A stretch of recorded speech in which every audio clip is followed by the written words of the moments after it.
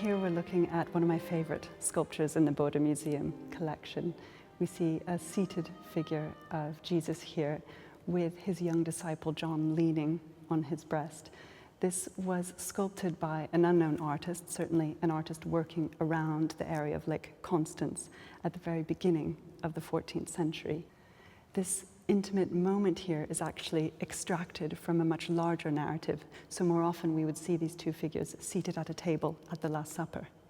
John, as you can see here, has fallen asleep and is leaning his head against Jesus' breast.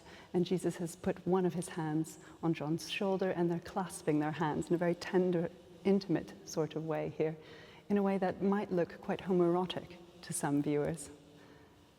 John is described as the beloved disciple, so there's clearly a very special relationship between them. And I think the degree of trust that he seems to show in sleeping, we're told in John's Gospel that he rests on Jesus, but the rest is here taken all the way to what seems like sleep. So there's this absolute trust, and Jesus' face seems to have a certain kind of protective vigilance about it.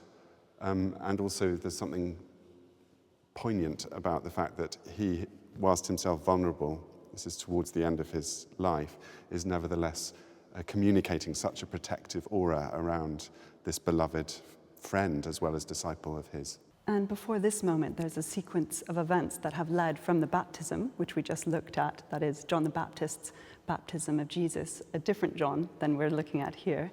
And then Christ takes up his ministry. He starts preaching, doesn't he? And he starts healing, and he starts recruiting a group of disciples around him. That's right, and that period is about 3 years long. I often think that Jesus' life, interestingly, can be divided into 3 sets of 3. There are the 3 decades of his growing up, from his birth up until that baptism when he goes public. And then 3 years of active ministry, which, as you say, are marked by teaching, healing, and so on. And then the final 3 days of his life, often called the Passion, between his arrest and eventual crucifixion. So here we have, if you like, the culmination of the 3 years that began with the baptism, which we looked at in our last film. One of the things that I especially love about the resting on Christ's breast is that it echoes the language that elsewhere the New Testament uses about intimacy with God. So to be close to God, even to be in heaven, is described as being in the bosom of the Father.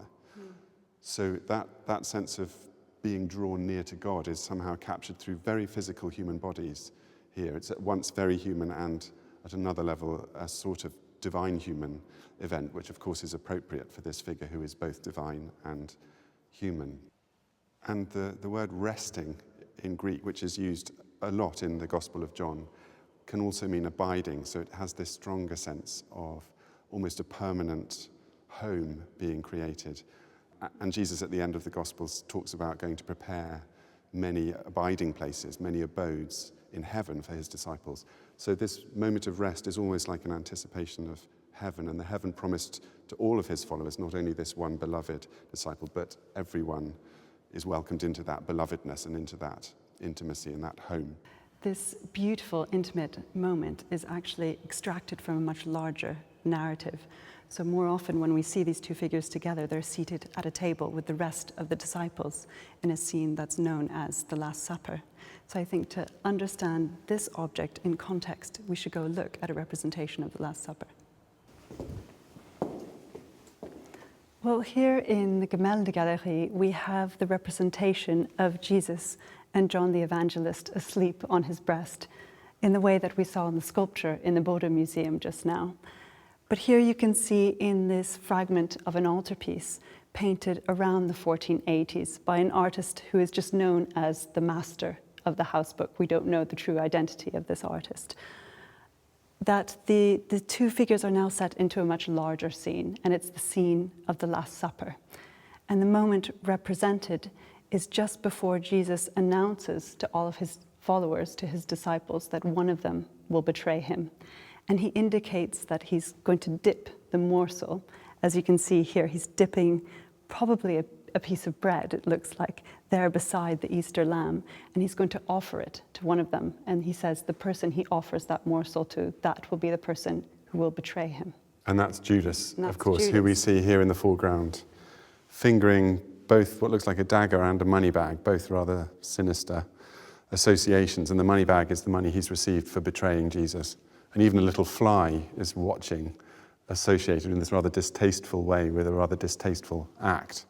You'll notice he's the only one without a golden halo as well. Ah, yes.